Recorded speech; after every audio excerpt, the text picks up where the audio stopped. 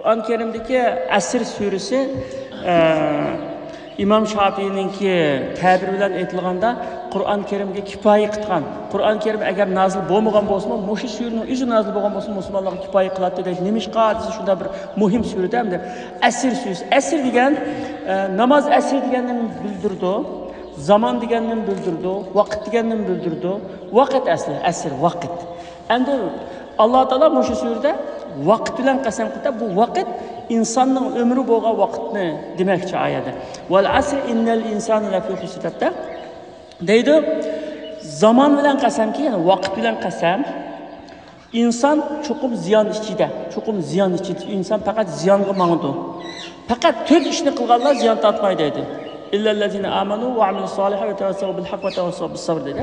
İman etgan ve şu imanına layık yaxşı amellerini kılgan, Allah kabul kılar yaxşı amellerini kılgan ve hakikatin tavsiye kılışkan ve birge çidamlık, sevircan buluşun tavsiye kılışkan. Bu 4 işini kılışkan adam ziyan tatmaydı dedi. Endi bu yerde başlayanı başka kileyle. Endi bu yerde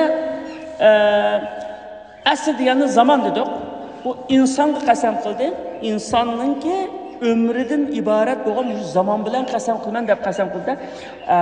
Hasan al-Basri radhiyallohu anhu degan bir olim, tabiin olimlardan birisi degan inson shu faqat vaqtlarni kunlardan tarkib topgan dedi. Masalan bir bina kirpishdan tarkib topsa, kirpishdan qurilsa, insonning umri vaqtdan tarkib topgan, vaqtdan. Faqat vaqt bizningki.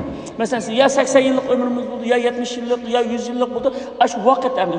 Shu vaqt borgan sari azlamak nima uchun inson ziyon ichida deydi desa, masalan, bunda misol keltirildi. Masalan, bir adamning 2 o'g'li bor ekan, 2 o'g'liga 100 ming dollardan 2 o'g'liga 100 ming dollar, 200 ming dollar beribdi. Birinchi o'g'liga 100 ming dollar beribdi, ikkinchi o'g'liga 100 ming dollar beribdi. O'xshash beribdi shundami?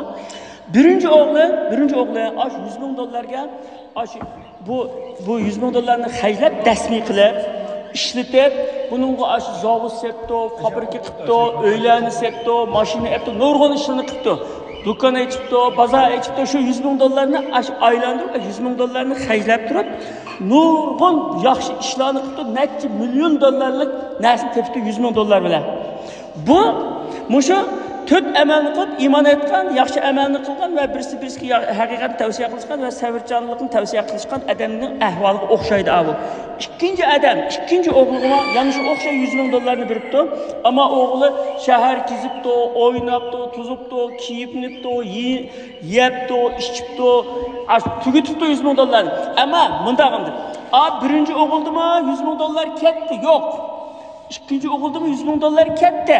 Demek ömür ziyonga manga bo'lsin ama mesela insanın ömrü mesela 80 yıllık ömrüm olsa tug'ilgan kunimizdan boshlab, tug'ilgan vaqtdan boshlab bir adamning ömrü 80 yıllık bitilgan bo'lsa, her bir o'tgan bir minut, sekund, kun, oy, yil hammasi bizning ziynimizga mangishamiz, ziynimizga mangadi.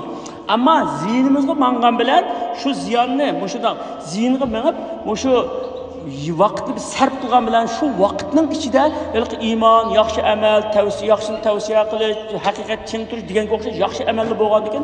Bu xuddi 100 ming dollarni olib, 100 ming dollarga nurg'un millionlik ishlarni qilgan odamga o'xshaydi mana ahvoli.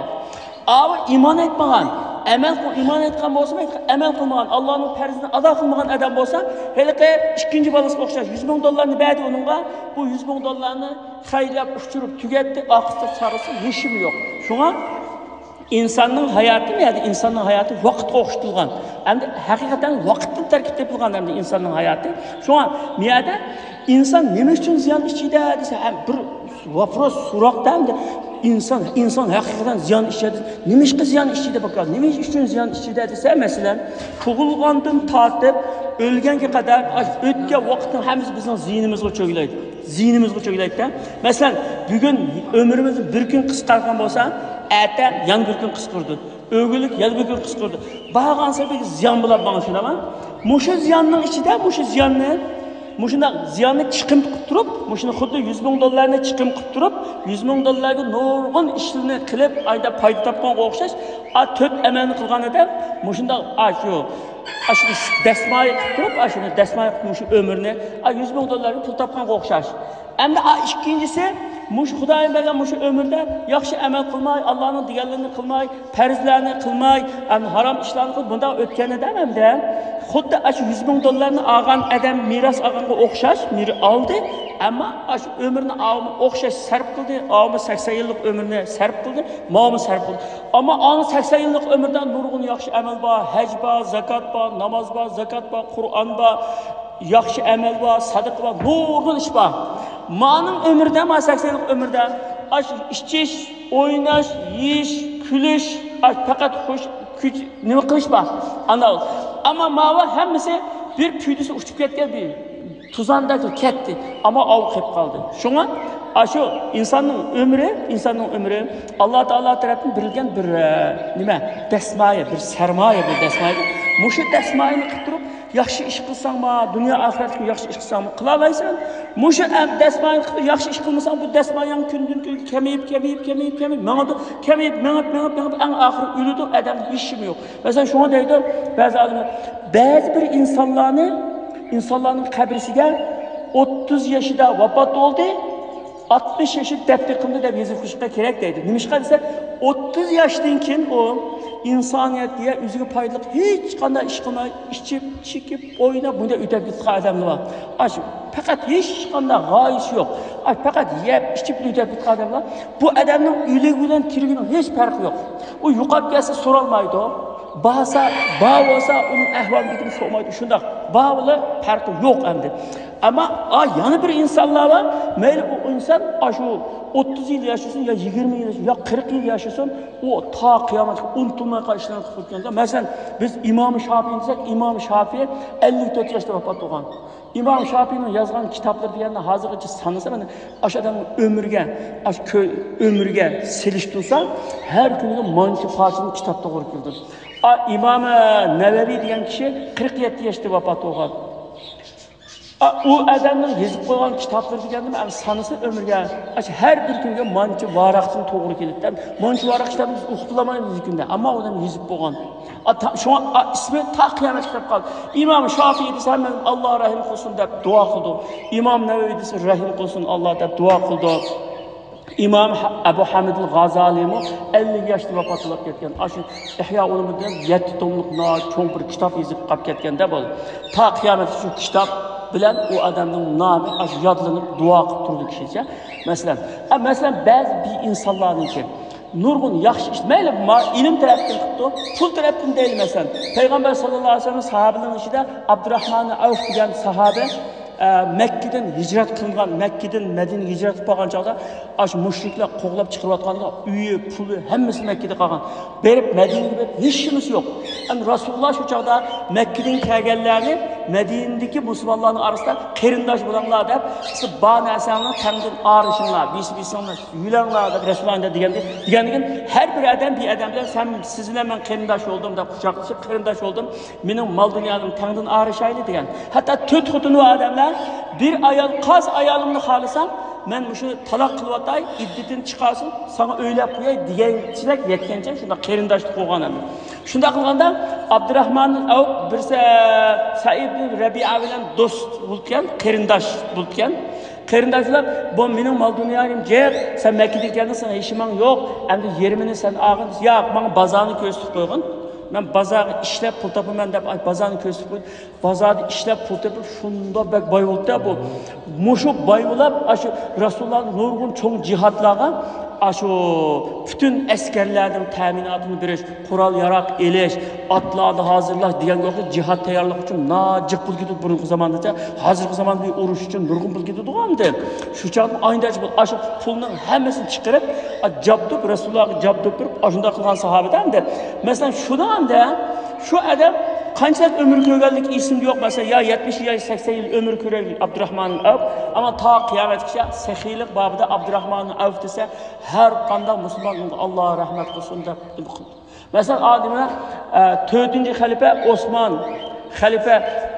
Osman ibn Affan radıyallahu anhu'mu aşına düşüne bay kişiken de o aşı Resulullah'ın bir oruçlu çıkan çağda 800 aşı tügege bütün tügünün üstündeki yükleri bilen Resulullah'a atıp etken bu işin cihatı işitinde.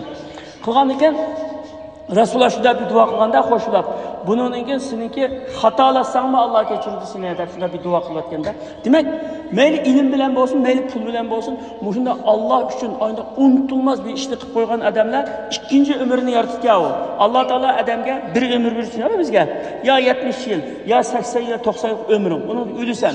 Ammo inson o'zi tirish jarayonida ikkinchi umrini o'zi yaratgan. Qanday yaratgan desa, bu odam shunda yaxshi ishlarni qilish orqali sadaqa jariya bo'lsin, yaxshi ishlarni o'zining diniga, millatiga yaxshi ishni qilish orqali kishilarning qalbida o'rin olgandan keyin bu inson o ölmeydiğin insan bo'lgan. O o'lib tuproqqa kirib kelsin, o'lmaydi. Masalan, Mahmud Qashqariy deymiz, Yusuf Asxojib deymiz, Abduqodir Damonnoy deymiz, Abduxoliq Uyg'ur deymiz masalan.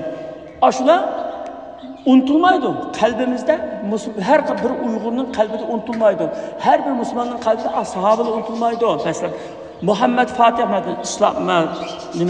İstanbul'ni azod qilgan 19 yoshida masalan. Shular qat'iy unutilmaydi. Demak, bu ömürde Allah Teala şunda desma kılıp bergen şunda ömürde aynı nurgun aynı unutulmaz işini kılbagan adamlar ikinci ömrünü yaratıp kap gitken xud özünün dastanını yazıp kap gitken o aşı taşqa urulgan mo'g'irdak kishilarning qalbida, tilida, eg'izida qilib-qilib bu ajoyib katta ish. Shunga bu hayotda biz Alloh taologa bir vesile qilg'izak bir amalimiz bo'lishi kerak. Har qanday bir insonning beshiga kun kelgan chog'da, "Ey Alloh, men falon chog' bunday yaxshi bir ish qildim. Shuning xotirasini duoyini ijobat qilsa, cho'qim duoyini ijobat bo'lgan bu." Uning o'rnikini Rasululloh ko'rsatgan. Payg'ambar alayhisalom bir qatim bunda deganda, burungi Bani İsrail qavmidan 3 odam bir yerda ketib beribdi-ekan. Bir sahroda ketib qolsa, to'satdan qattiq yomg'ir yog'ib ketibdi.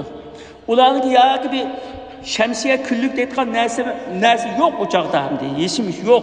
Yoki bir daraxtni tuyg'ib berib oladigan bir daraxtmi yo'q. Sahroda ketib bordi. Qattiq yomg'ir yog'ib ketdi. Qarasa bir o'nkir bor ekan.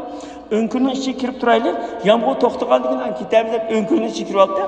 O'nkirning ichiga kirib tursa, birdan tepadan yo'g'on bir tosh dumlab kelib o'nkirning og'zini it oldi. Yo'g'on tosh, mashinadagi tosh it olgandan keyin üçeylen iştip bakıdı, qattiq iştip bakıdı, hiç qada çağırdım. Endi vaqıray desa, çöl, etrafta hiç kim yok.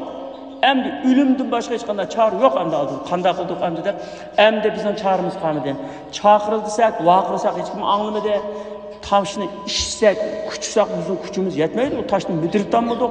Endi qanday qilamiz? Ölümge teslim bo'lib turmizmi yoki çağrı qilamiz deb to'xtanglar, hammamiz, har biringlar Allah uchun qilgan Allah üçün, xalis Allah üçün qilib qo'ygan yaxshi amaling bo'lsa birdan vesile qilinglar deganga uchaygan tamam deyotgan. Birisi deyotgan, men shu otani, anam bil dadamni her gün qo'yib yiqib kelib, anam bil dadam uxlashdan burun sut bilan sug'uratdim. Bir kun sel kechikib ketdi-da, kelsam anam dadam uxlab qolibdi. Uxlab qolganlik buni o'g'itay desam ko'nglim qiymadi. Shu sutni tutib turib, beshida tutib turdim. Qachon o'g'ansiz uchkizaman deb, o'g'ang'icha shu tong atqicha tutib turdim deydi. Tutib turgandan keyin ota-onam o'g'anda o'g'ni sutni uchkizganda, shuni men sening roziliqing uchun qilgandim, ila Allohim. Shuning xotiri uchun mushu ishga bizga chiqish yo'li bergan degandan keyin taş asta küçük yol çıkı açıldı. Çıkıdığa okşayımız dep tersi patmaydı. Küçük açıldı, adam patmaydı. Yanı bu olmadı dep, yanı birisi sana böyle dua kılınlar dedi. Diğerinin birisi bir nime tağamның kızını naat bek yaxşı görettim. Onu şuna alay dep şunda yaxşı görettim. Ama o men kembag'al bo'lganligim ishqi bana qat'iy menga qabul qilmadi. Qabul qilmadi, zamonlar o'tdi. Bir kuni kelganda u nod pulga ehtiyoj bo'lib qoldi. Bir qancha ming dinar pulga ehtiyoj bo'lib qoldi. Men uni dedim. Men sana mushu pulni berayman, degan pulni beray. Men bilan shunda bir yomon ish qilamsan, sen ma'qul dedi. Ma'qul deb pulni berdim. Pulni bir hamma ish tayyor bo'lganda u ayol menga dedi, "Allohdan qo'rqmamsan" dedi. "Allohdan qo'rqman" deb tamam deb yomon ishdan zinodan yondim. Bergan pulni berib etdim. Allah razı, Allah'ın qo'rqib bu ishni yongandim. Ey Allah, senden qo'rqib yongandim. Mening uchun bu duoyimni ijobat qilib, o'sha toshni mayadin, ya'ni chiqish yo'l qilib bergan degan o tosh yana azroq midraydi, yana adam patmaydi, yana patmaydi. Endi üçüncümüz dua qilaylik-da. Üçüncüsü sening ayda Allah uchun qilgan ishing bo'lsa bir duo qilgan deganimda o'ylab, ha men bir qatam bir qo'y vaqt qo'ychidim men, bir adam bir ishchini ishi yondab ishlatgandim. İşləsəm bir gün məndən rəncib qaldımı, nim oldu, mən ketdim deb işini taşlab ketdi. İş haqqını almay ketdi. Ketgandan keyin mən onunğa bu adamı da ketib qaldı. Endi bunun iş haqqını mən saqlab qo'yay, kelgan chaqda biraman deb saqlash jarayonida bununğa bir haqqiga qo'yib qo'ydim. Qo'yib qolib u adam kelgandan keyin bu qo'yni saqlab qo'ydi. Bu qo'y tug'di, uni yana tug'di, shunda olab qo'yib oldi odamninki haqqi. Aşı saklap koyuverdim, o koy zaten üstü. Bir günlerde kepti, sana bir vakti sana keşinde ben işleyendim, hakkımı ama gittim, hakkımı bergen dedi. Şunu olan, şu tağının ağaç taraftaki, şu bir sürü koyunun hemsini desem, o adam zanlı kıvatan sen beni, senin koyunlarını demeden benim iş hakkımı berdiğim geldi. Ya şu senin iş hakkını ben koyup kaptım, şu koyu küpüyep bunda bolduysa vakti de kelmegen bir kanç yılın içinde bunda bulap gitti. Ağın desem, koyunun birini mi koymayın, hemen elip gitti deydi. Elip gitti. Diğer ki şunu, Allah senin razılık için kılgandım. Endi bu şu taşını bir şeyden götürüp etkin bizde çıkış yolu bergen degendeki şu taş gar içildi, çıktı. Endi Rasulullah sallallahu aleyhi ve sellem dep bergen sahih hadis bu da. Bunu bizga nimani o'rgatadi? Har qanday bir insonning hayotida aşı kerak bo'lganda Alloh taologa mushuni vasila qilib turib duo qiladigan bir yaxshi bir amalimiz bo'lishi kerak. Biz o'ylasak balki o'sha o'tirganning hammasi bo'lishi kerak. Agar bo'lmasa, buning ashda bir ish bo'lsin, ashda bir ish bo'lsin deb tirish kerak. Chunki unda yaxshi ishni, anda unutilmas ishni har kun unutmaydi deb hayotida bavo. O'ylasangiz sizning hayotingizdan chiqdi ashunday ish, Alloh uchun bo'lgan. Shu ishni vasila qilsa, Alloh taolo eng yaxshi vasila bo'ldi shu. Eng yaxshi vasila bo'ldi. Rasulullohning ko'rsatmasi bo'yicha amaliyotda rost. Amaliyot bu hayot tajribasida men o'zimni ko'rdim uni. Men o'zimni tajriba qildim shu ishnicha. Demak, bankada pul qolib qo'yganda, pul topganidan, pul yiqqanidan qandaqdir? Bir zamonlarda menga jiddiy pul kerak bo'lib qolsa, yo doktorga borgan ishlab qolsa, jiddiy pul kerak bo'lib qolsa, mushu pulni qaylaman deb yig'ib tushunamda. Xuddi savab aşı emelini 5 mingda kun kelib qolgan chaqda Alloh taolo munojat qilish to'g'ri shartida ishlatay deb saqlash kerak-da shunda. Hammadan mana zapisi bo'lish kerak endi. Agar zapisi yo'q odam, bak bechora, bak faqir odam u. Mayli odamning 5 vaqt namozi joyida bo'lsin, necha qatini haram ko'rib kelgan bo'lsin, Qur'on Karimni yodiga o'qisin, hoji haram bo'lsin, qori Qur'on o'qib kelsin. Agar u odamning Allohga vasil qilgan zapas adami yo'q odam bo'lsa, u faqir, kambag'al bo'lgan bo'ldi. Kambag'al. Mayli bankda necha pul bo'lsa, uning hech qatmaydi-da uningda. Shunga har qanday bir inson shu qisqa umrimizda şu Allah'a vaqti kelganda vesile qilgudak ayda yaxshi bir amalimiz bo'lishi kerak. Bu amal qanday bo'lishi kerak? Bu amal faqat Allohning roziligi uchun, riyokorlikdan yoki bir majburlab qolganlikdan emas, faqat Alloh roziligi uchun. Allah senin için qildim degan amal bo'lishi kerak ekan. Ashunday amal bo'lsa, o'zimiz bir ishonch qilaveramiz, qo'rqmay, ha men amalni qilgandim, Allohni sen ko'rib tursan, qilgandim deb. Agar riyo uchun yo boshqa bir kimni xo'sh qilish uchun yoki boshqa bir maqsad bilan qilgan bo'lsak, Allohga o'zimizni hayo demaymiz-da uni. Chunki Alloh bilan aramizda nima yo'q-ki, farq yo'q-ki. Shuni hammadan shu Allohga haqiqiy shu ixlos bilan qilgan yaxshi amallarimizdan nurg'un amallarimizni biz shu Allah'a dua qilish uchun shu amallarimizni saqlashimiz kerak ekan. Ayni amallarimiz bo'lishi kerak ekan. Ham ba'zi amalni qilib, minnat bilan, g'aybat bilan ishni baka qilayotmaslik kerak qilgan ishoncha. Masalan, birisi yaxshilik qildi, yaxshilik qilib yoki 5 ni silab qo'ydi, yoki bolasini o'qishga tushirib qo'ydi, yoki pullarni qiplab uningga men paladi bunda qilsam, bu menga salom qilmayotdi.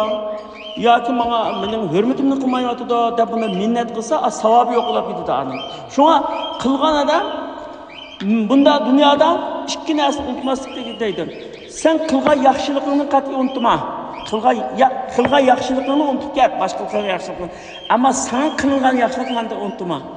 Masalan, menga dekim yaxshilik qilsa, men uni qat'iy unutmasligim kerak. Ammo men dekim bu yaxshilik qilsam, uni unutib ketishim kerak. Çünkü Allah'ın depteriga yezilganligi bo'ldi, men unutib ketsam bo'ldi. Allah'ın depteriga bor. Allah hammalarni yaxshi ishlariga muvaffaq qilsin.